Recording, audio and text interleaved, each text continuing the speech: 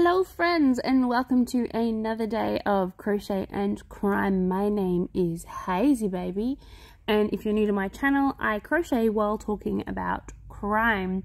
Today is the 3rd of May 2023, and I will be working on my blanket Lillian, who is beautiful and purple, while talking about Australian crime. So, like I said, if you are new to my channel, please like and subscribe. If you're on YouTube, then it's coming up right after this introduction thing, so don't scroll away, because the rest of the video is like, you know, straight after this. If you're on TikTok, then I will be uploading a little bit of it later and a link so you can go watch it on YouTube.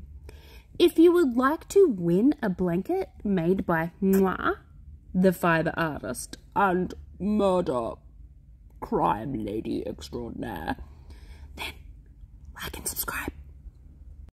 Okie dokie, artichoke. So, if you're on YouTube, congratulations, you made it to my YouTube channel. Yay! I'm so proud of you. Like I said, today is the 3rd of the 5th, 2023, and I'm going to be talking to you guys about Australian crime while I'm crocheting Lillian. Isn't she beautiful? Isn't she wonderful? Now, I was just picking a colour. I think that one's too similar. So let's go with, yes, this lovely purple here. Alrighty then. Let's get this party on the road. Let's get moving. Let's get grooving. Moving to the grooving. Okay, so our first story today is out of let's see, West Australia. So a man has been convicted of abducting and killing a Western Australian teen, but he fails to have his conviction and his sentence overturned. So the man was convicted of abducting and killing missing Western Australian teenager Hayley Dodd, has failed to have his conviction and sentence overturned. So Francis John, his name's Francis, Walker, 67, was sentenced to a record 18 years in prison at a retrial of a 1999 manslaughter of a 17-year-old girl. It was the longest manslaughter sentence to be handed down in the state in 2021, after Walk was acquitted by a jury for murdering the teen, but found guilty of the lesser charge of manslaughter. So, yay. At least he got convicted for something. Alrighty, let me just try and work out what I'm doing here. Okay, I think I'm going to go half double crochets all the way along. I don't know. We'll see. We'll see, and I'll undo it if I don't like it. Okay, so Hayley's mother, Margaret Dodd, marked her birthday today and is said to be back in court over her daughter's case, because it brings it all back. And it would. Like, you know, cases like this are absolutely terrifying, and your daughter dying is bad enough, but having to deal with looking at that man's face again would just be so upsetting. I mean, I'd be upset by it, but, you know, I'm a mum of a teenager, so. She said she still just wants to know where her daughter's body is, because they don't have the body. He needs to tell us where Hayley is, and just rip the band-aid off and just get it over and done with, so that they can be reunited with their daughter, which is, you know, fair. I think that's a fair thing to ask for. They're not asking for much. They're asking for him to admit what he has done and tell them where the body is. So 1, 2, 3, 4, 5, 6, 7, 8, 9, and we've got 2 on either side. 10, 11, and then I'm gonna go. Let's just do the 1 in the middle there, and then the other side. Oh yeah, should be a 0.2. Oh, actually I'll do 2. You guys are like, we don't care. I'll do 2, I think. Down to 2. So we're skipping one. Let me see what that looks like. No, don't like that either. Maybe if I do, let me see, through here.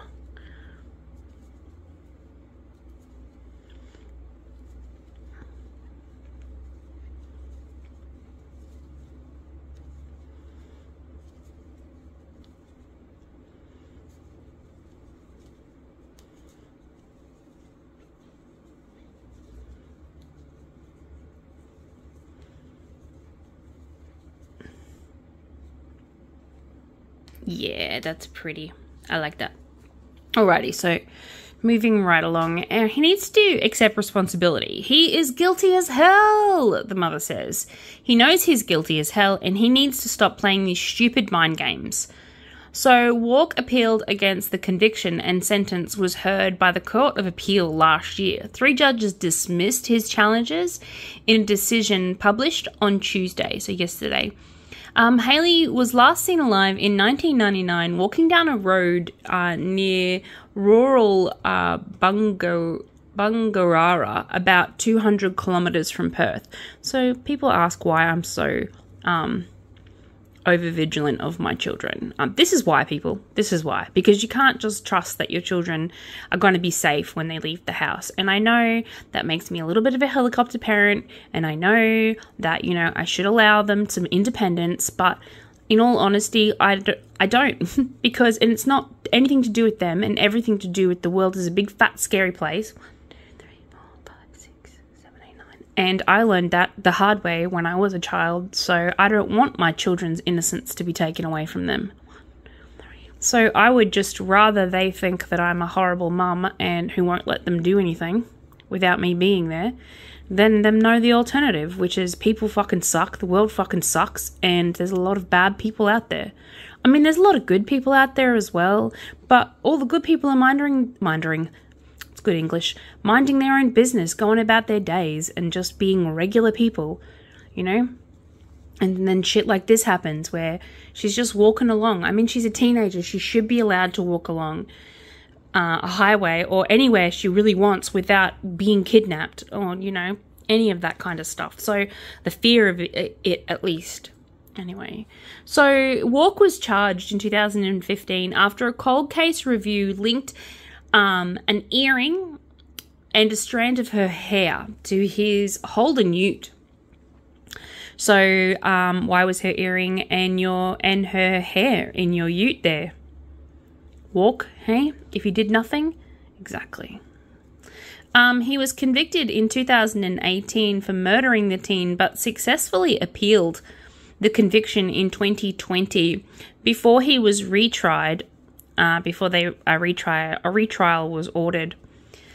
In his sentencing remarks following the second trial in 2021, Justice Stephen Hall found Walk had lured Haley into his ute with the intention of sexually assaulting her and attacking her when she tried to resist.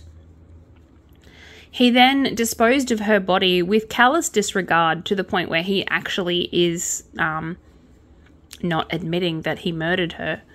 So, yeah, they're just assuming she is dead. She's been gone for this long, and they finally found a hair and an earring. So, yeah. He disposed of her body in a way that wouldn't not be linked to her death. So they actually have no idea where her body is, or whether she is actually not alive anymore, but I think we can guarantee that she's not alive.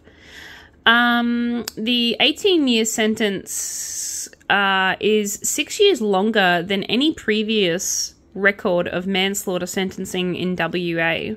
So Walk will be eligible for parole after just serving 16 years of that sentence, but he'll only be released if he complies with the state's no body, no parole law, meaning that he'll be in prison for the entire sentence if he doesn't tell them where the body is. or if they don't find the body. Actually, I think it's just if he doesn't tell them where the body is. If they find the body, he still has to serve his full sentence. So basically, he has to admit his guilt and tell them where the body is, and he will get parole. If he doesn't tell them where the body is, then he doesn't get parole. And I actually think they should be made to serve, yeah, I suppose this allows for, I don't know. He's been convicted, as far as I'm concerned, he's guilty. But luckily I'm not on that jury, because I would have found him guilty long time ago for shizzle my nizzle. So if he doesn't comply with the sentence of 18 years imprisonment until 2037, he'll be age 81 by the time he's actually allowed out. Walk has been behind bars since 2007 when he was jailed for raping a woman he picked up in the remote part of Queensland. So he's already known for this. So it's not like he doesn't have any other criminal convictions. He's already in prison for raping a woman. So he most recently appealed against his conviction, alleging the guilty verdict was not supported by any evidence, but merely the fact that he was a scumbag dirt of the earth who doesn't deserve us even a molecule of our time and or patience. I kind of agree. There was a movie I used to watch a lot when I was a kid, Con Air, and I'm not sure if you guys have seen it. It's got Nicolas Cage in it. It's a pretty good movie. Anyway, and there's a character in it called Cyrus the Virus, if I remember correctly. Anyway, it's a B-grade film. It's like if you watch it now, it would be a B-grade film, but at the time it was like amazing, and I thought it was fantastic. Anyway, the scumbag of the earth, Cyrus, is a criminal, but he is a murderer and a sociopath, but he's not a rapist. And there is one character called Johnny 13 or something, Johnny 18 or whatever, and he is a rapist. And Cyrus says that he sees rapists as something like the crust that accumulates out of the corner of your mouth, and some other thing. Anyway, it's probably been my favorite description of a rapist, and I agree. I kind of feel like the scum of the earth is meaning that you're useful, at least. And I just feel that rapists aren't. I just feel like if you 1, 2, 3, 4, 5, 6, 7, 8, 9 get off on hurting somebody else, then you kind of don't deserve my time, effort, energy, patience, or any sympathy whatsoever. So, yeah. But that's my thoughts and that's my feelings. And like I said, I'm pretty savage when it comes to this kind of stuff. And I honestly believe that everybody who's ever been accused of rape should be found guilty until proven innocent. Just saying.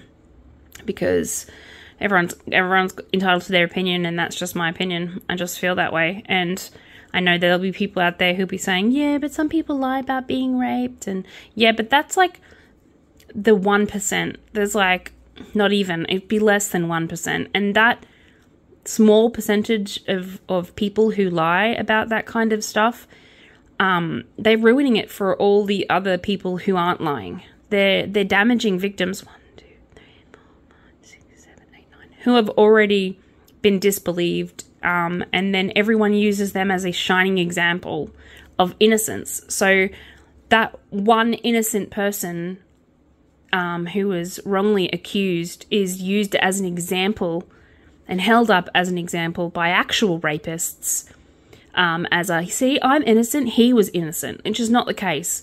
You know, like there's 1 or 2 cases of the person being just a vindictive asshole who thinks that they will get the, I don't know why they do it, attention or whatever, but 9 times out of 10, and I mean probably like more like 9.9 times out of 10, the women, children, men, you know, the victims are actual victims, and they're being silenced because of these other victims. But I could talk about this for days. And I have thought about doing a podcast regarding this kind of letting everyone's voice be heard sort of thing, but I'm worried that no one will like it. And I'm worried that I'll put a lot of time and effort and energy into something that no one would be interested in watching. So if this is something that you would like to listen to me talk about, if you would like to listen to me rage on like a bit of a up here on me high horse, 1, 2,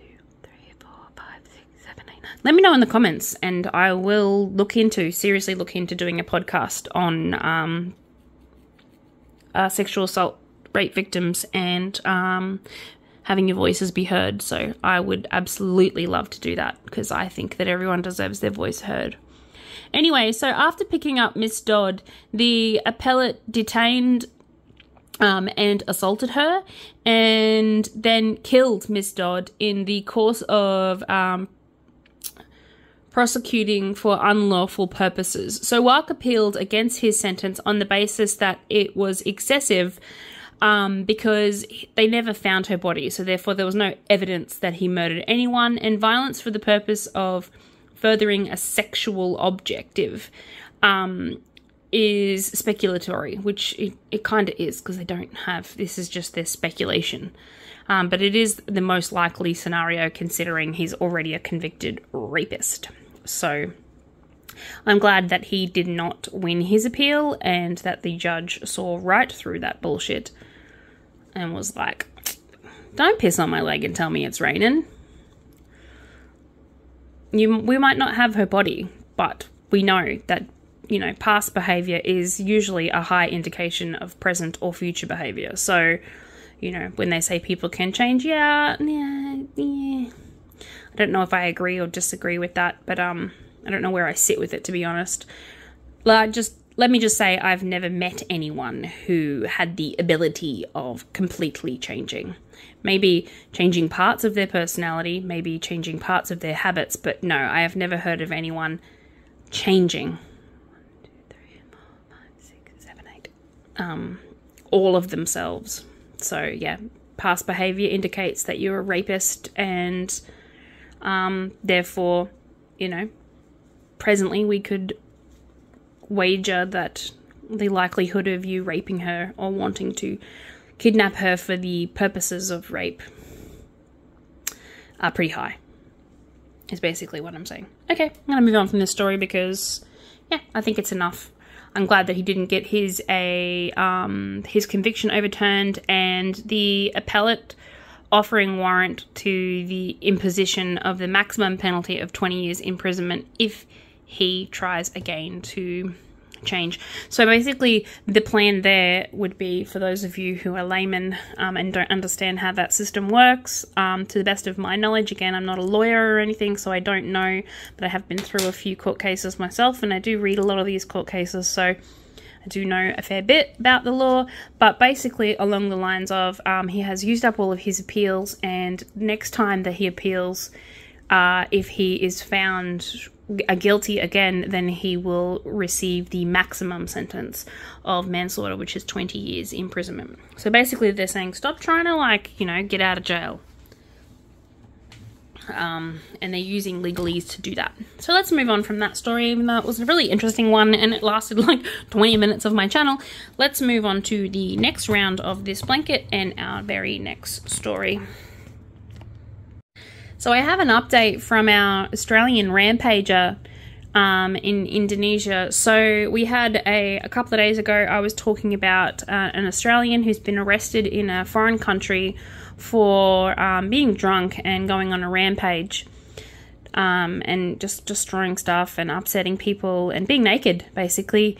And it was a really conservative town, and you know, some parts of overseas have some really strict laws on when it comes to public intoxication and or public nudity. And this was a town that was a dry town, which meaning that no one drank alcohol in the town, and they especially weren't allowed to drink in public.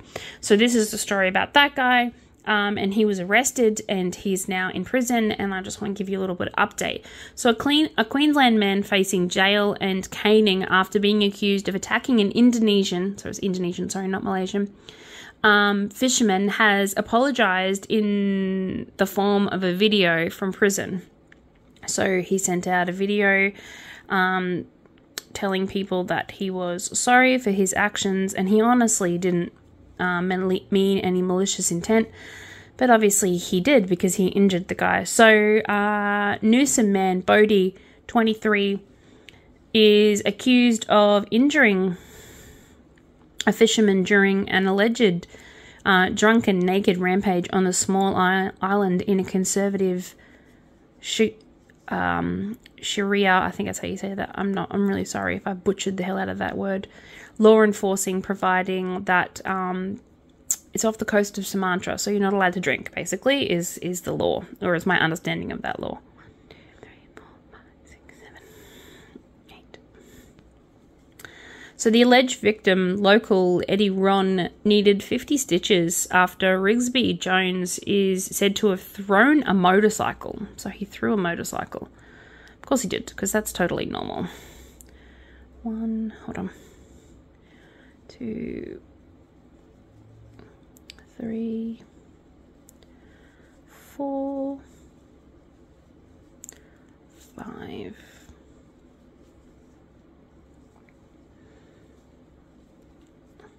Do I like that? Yes, I do. I do like that. So in the video, you can see him be led by a 3 by 3 meter cell into a prison-issued orange clothes, and then he says that he's sorry. To the victim's family and to the victim, I'm extremely sorry, he said before placing his hands together and bowing his head in a prayer motion. My actions I can't even fathom. I am sorry. The carpenter is facing years in an Indonesian prison and a public caning. So witness Ilham said that the victim passed by him on a motorcycle and said the foreigner stopped the victim and threw a motorcycle into him and injured his heel. The police chief said the investigation is still ongoing. It's possible that a meeting could be arranged between Rigsby Jones and the alleged victim, as well as community leaders, to reach a reconciliation that doesn't involve prison time. So he will get a caning regardless, because that's their laws, and you have to follow by their laws. 1, 2, 3, 4, 5, 6, 7, 8. And ignorance is not a good enough excuse, basically. 1, 2, 3,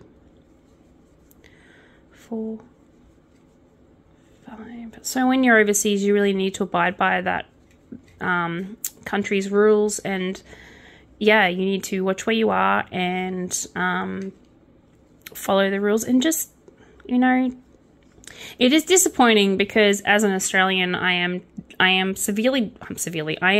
thoroughly disappointed in someone who would act in such a stupid way, really. So, yeah. But, you know, it is what it is. Whatever. Let's move on. This one is about a celebrity. Well, actually, about the celebrity's mum. I'm just going to have a quick drink of my drink, so sorry, not sorry.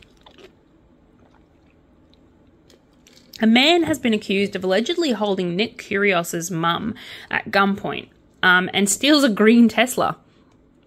I'm so glad that this person's famous, because otherwise I'd have no idea how to pronounce this last name. Because seriously, have you guys seen how they spell Kyrgios? It's Kyrgios. For a dyslexic, that is the most horrible last name to ever pronounce, ever. So Nick Kyrgios's mother has allegedly been held at gunpoint by a man who stole the tennis star's fluorescent green Tesla in Canberra.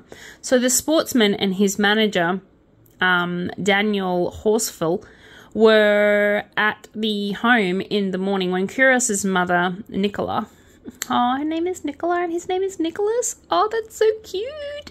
Heard a knock at the door and asked who was there. According to a statement of the facts tendered by the court by the police, a man at the door replied, "It's Chris." Okay. I wonder if that was his actual name. Just give me a second. 1, 2, 3. Did I do 3 on the other side? Yes. So it is equal to 4 in total. Excellent. Okie dokie, artichoke. Let's get back on track.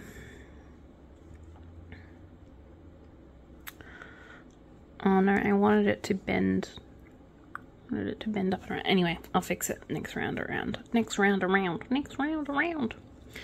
So he says it's Chris, and she's like, oh, it's Chris, fine, I'll open up the door. Not paying attention. Anyway, police said that Miss Curios unlocked the front door and partially opened it before she saw a long-barreled gun pointed at her. She said the man was wearing all black clothing with a black face mask, demanding that she give him the keys to the Tesla, and told her to come outside to show him how to drive it.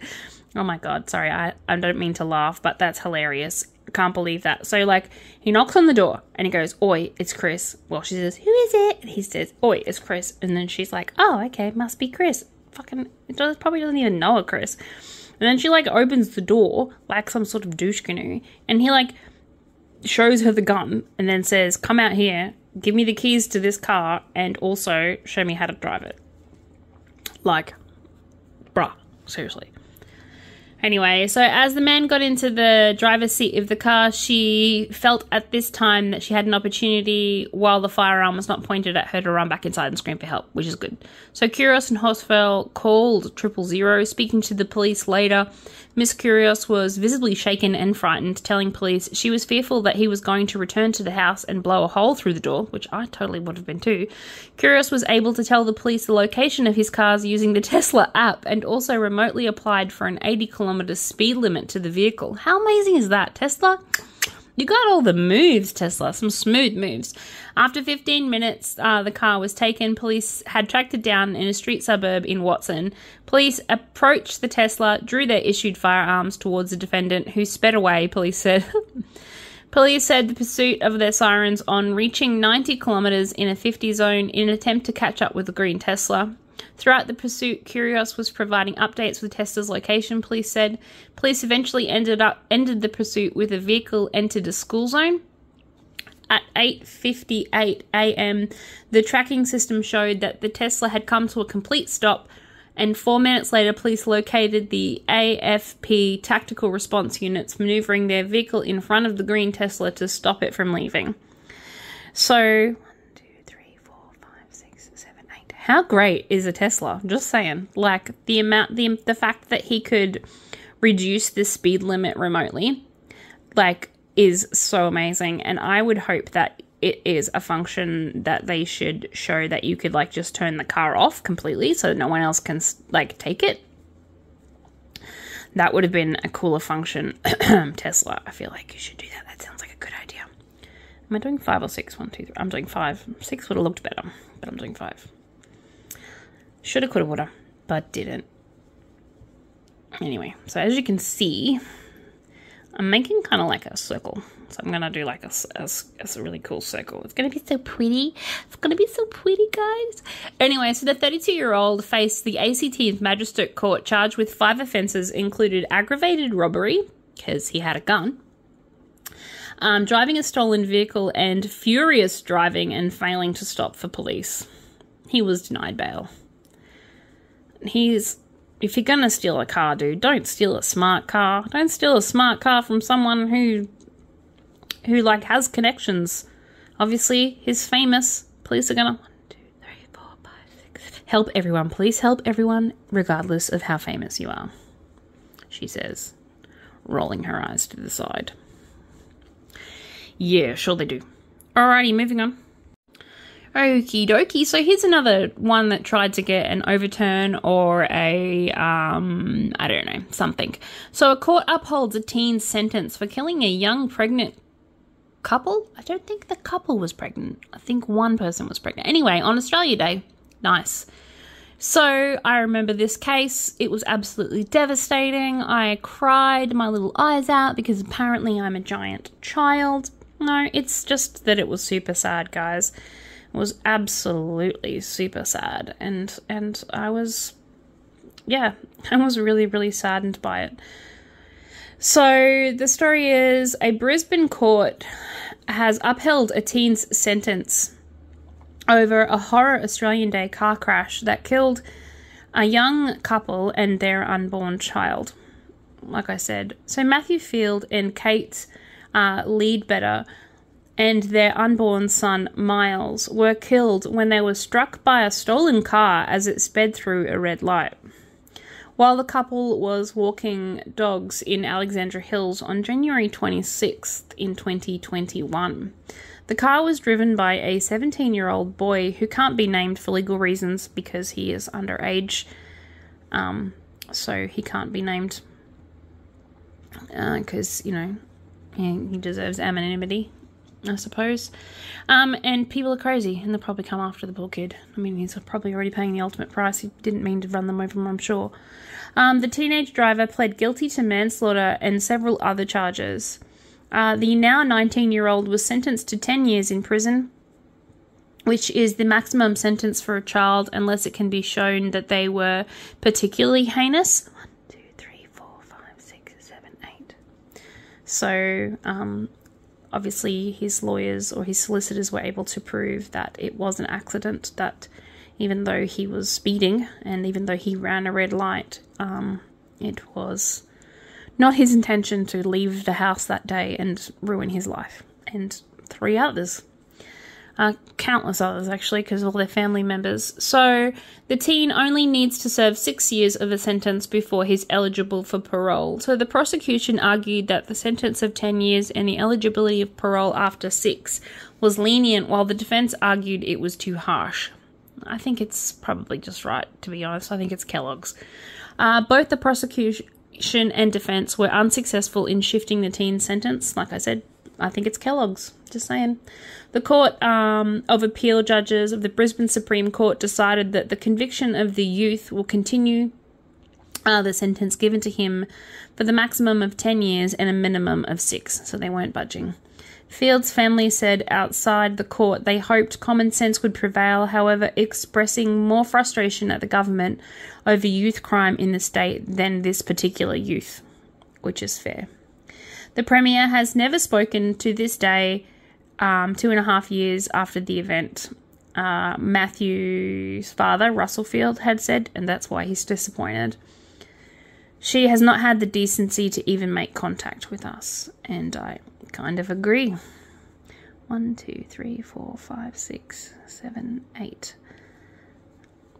Because youth crime here in Australia, especially in this state, in Queensland, is absolutely horrible. Like, it's absolutely shocking, and there's not much repercussions for youth offenders, and the parents of these youth offenders are not being blamed either, and there's nothing happening at the base of these crimes that are going on. And we really need to stop saying things like, oh, but they're only children, or yeah, but we need harsher penalties. Okay, I agree. I don't think that they have no frontal cortex reasoning, so we can't be blaming them for society's ills. However, we need to fix the problem at the base of the problem and stop chopping the top off the problem and then being like, oh, well, we fixed it. No, you're just putting a band-aid over it. Oh my God, how many euphemisms can I say today? We just, like, how many metaphors can I use in one sentence? We're just putting a band-aid over something, a big gaping wound, and we need to sort of, you know, cut the blood supply off and try and fix our broken society. Because seriously, you know, the other day there was a car crash in which a 13-year-old boy had murdered because, or manslaughter, whatever you want to call it, when he crashed into a family, killing 4 people. 1, 2, 3, 4, 5, 6, 7. In a stolen vehicle.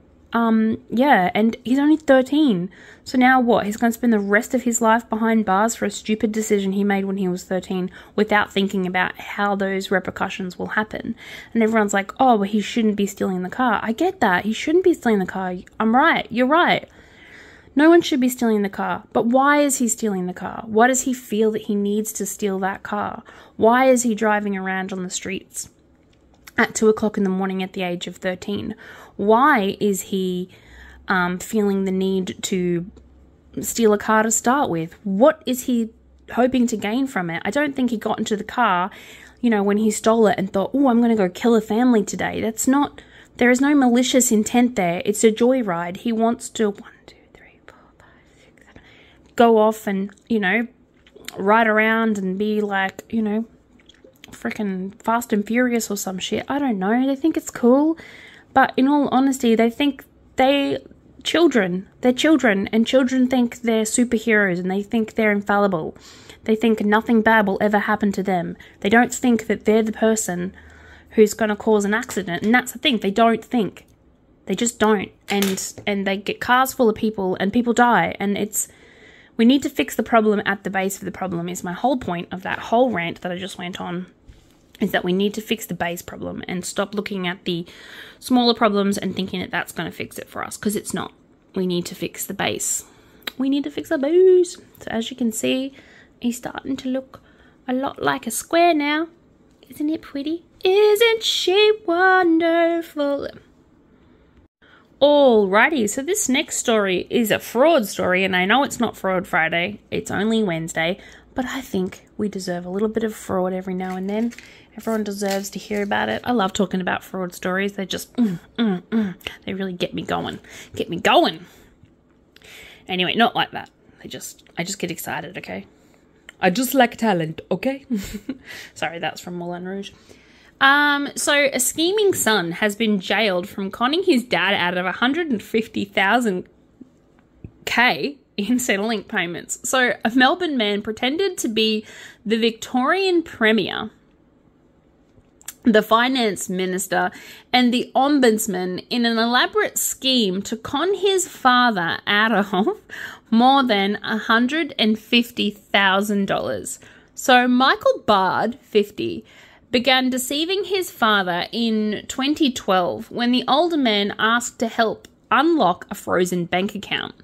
Bard said that he needed to contact the Ombudsman about the issue, but instead applied for 2 loans in his father's name, totaling a total of $77,000. He also contacted Centrelink and had his father's age pension payments directly redirected to his personal bank account.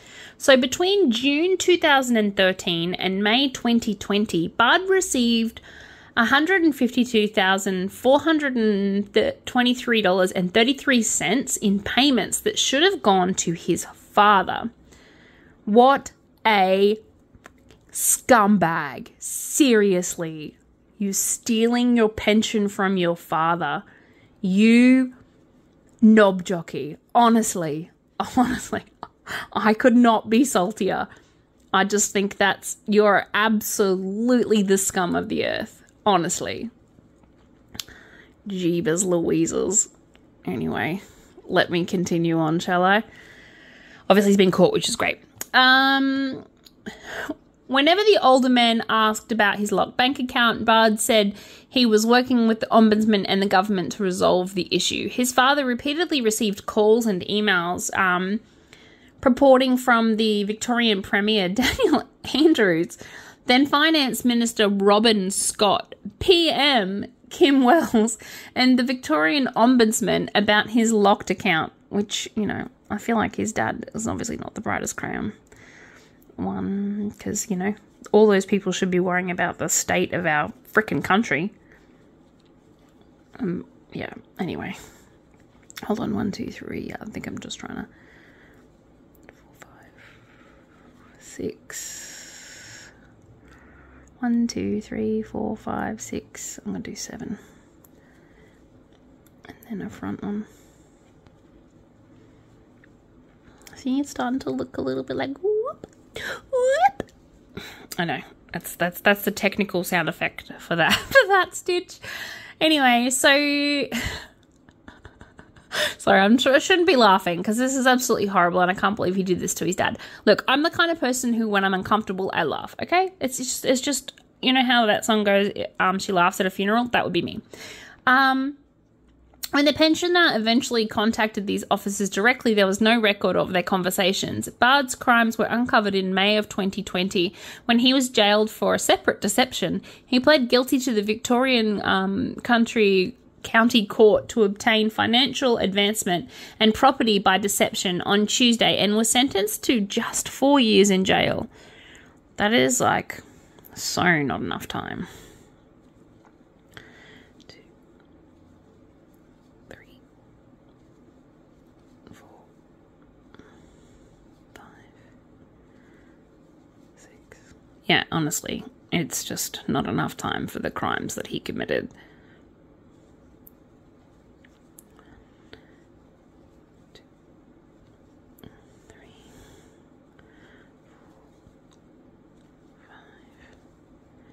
6,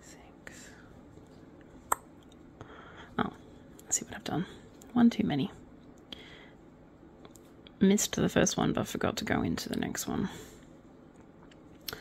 Yeah, like I just don't think that was enough of a sentence. Anyway, so Frank Guiducci, that's what I'm going to call him. It's not his last name, but I'm dyslexic and I can't pronounce it.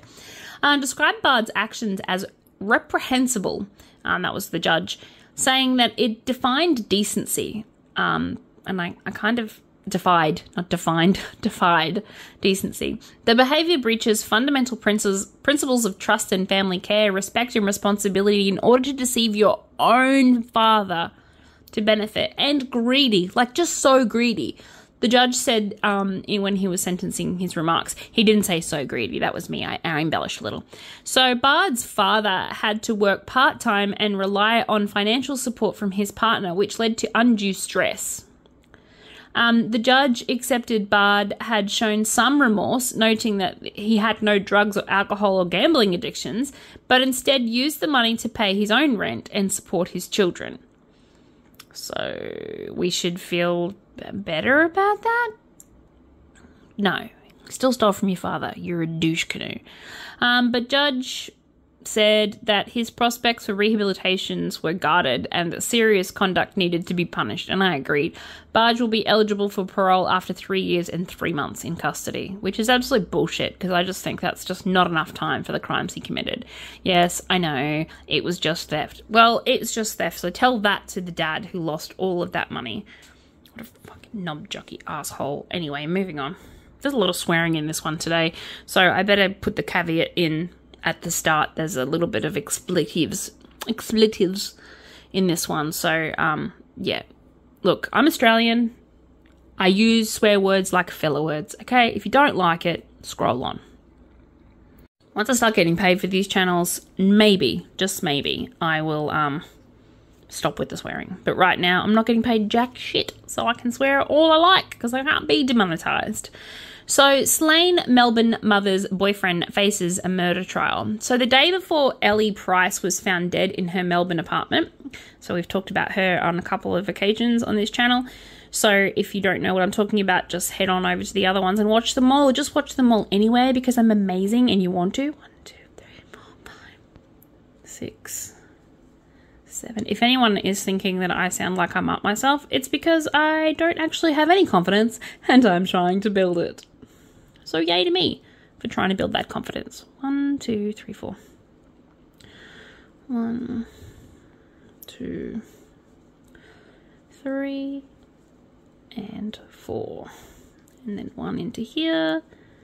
I think. Am I just doing the 1? I'll do 2. 2. And then I'm going to turn my work and start again. So, yeah, like I said, the day before Ellie Price was found dead in her Melbourne apartment, she spent the day with her on-again, off-again boyfriend, Ricardo. They made a video call to Price's mother, and they were both visited the GP for a medical appointment. But before the sun had rose on the next morning, Barbaro was stabbed, and had stabbed the 26-year-old 6 times, including a large cut across her throat. Prosecutors allege. He then allegedly got into her Mercedes-Benz and fled. So not only did he murder her, he then stole her car. So he's nice. He denies that he killed Price and faced the first day of his trial in front of 14 jurors on Tuesday. Price's body was found on May 4th of 2020 in a blood-soaked Park Street in South Melbourne flat. Police found her dead on the floor of her bathroom during a welfare check after her mother, Tracy, became worried her daughter would not return any of her phone calls. You know, my daughter wonders why I tell her she's going to live with me forever. 1, 2, 3, 4, 5, 6, 7.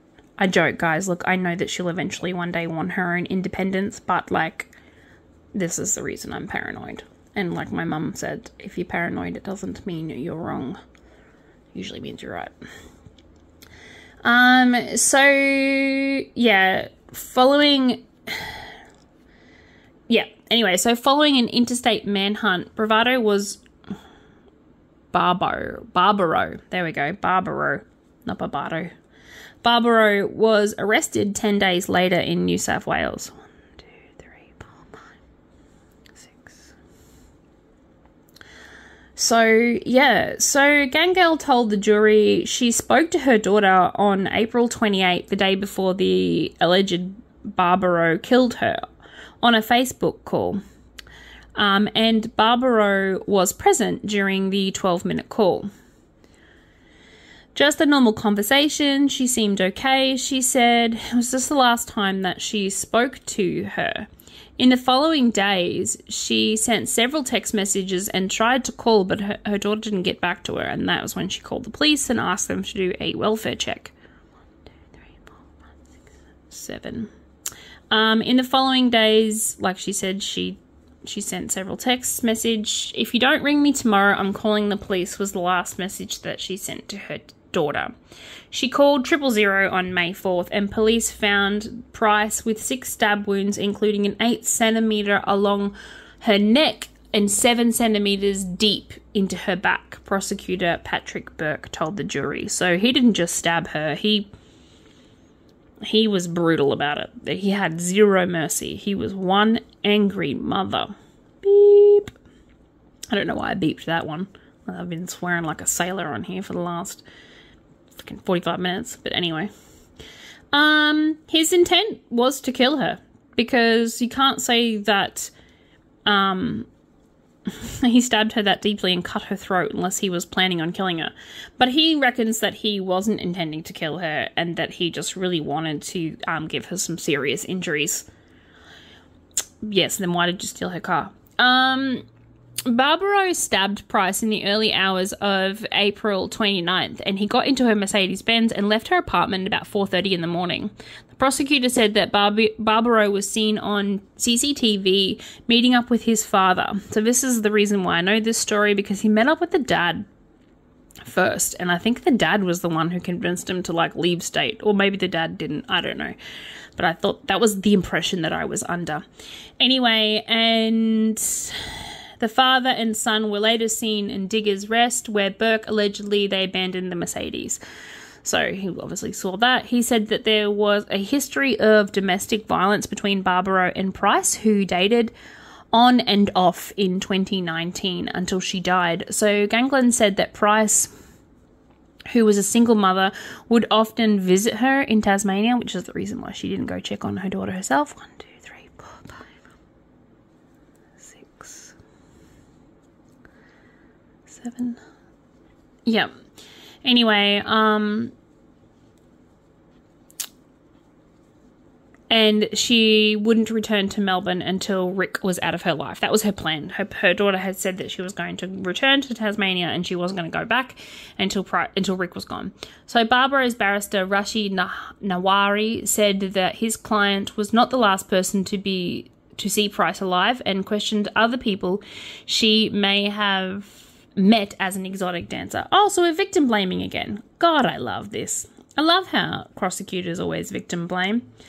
Yes, because her choice of employment was the reason that he killed her. Yeah. It wasn't that, it was somebody else.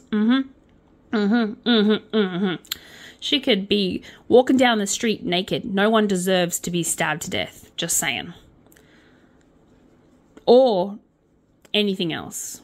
Just mind your own business. Somebody's own lifestyle, their choices of how kinky they are in the bedroom, or their choice of employment, even if that employment is one of the oldest employments of time, like prostitution. 1, 2, 3, 4, 5, 6, 7. Because she wasn't a prostitute, she was an exotic dancer. Then we just let them be. It's a job. A job's a job. It's good money too. Like, just leave them alone. Just leave them alone. Anyway, they reckon that the other people were upset. She upset other people, and there were other people who wanted to harm her. But, they have no other people. What other people? Just these ominous other people? From her exotic dancing area? Yeah, I doubt it. Look, I'm very passionate about women's rights, and I'm very passionate about having the ability to choose. I should be able to choose a job that I want to do. I should be able to walk down the street wearing a singlet top with that's super low cut and not have the fear that someone is going to do something to me because of what I am wearing. You know, I strongly believe that we should just stop. People just need to stop blaming victims for their deaths. Like, they died. Someone killed them. No matter what they used to do in their time, no one deserves to be unalived. Honestly, no one. I don't care if she slept with the whole of the town. He did it. And this again, like I said, guys, this again is the reason why I could never be a lawyer. Because I'd be like, I'll throw my client under the bus. Definitely, 100%. Anyway, moving on. Jesus, Hazy, Jesus. Okay, God. Alrighty, moving along to a really short one for my last one. And because, you know, I've only got this much left and I really should stop talking and clean my house and stuff. So let us move on. Sorry about that. That was my tummy grumbling, saying, it's lunchtime. Feed me, Seymour. Feed me.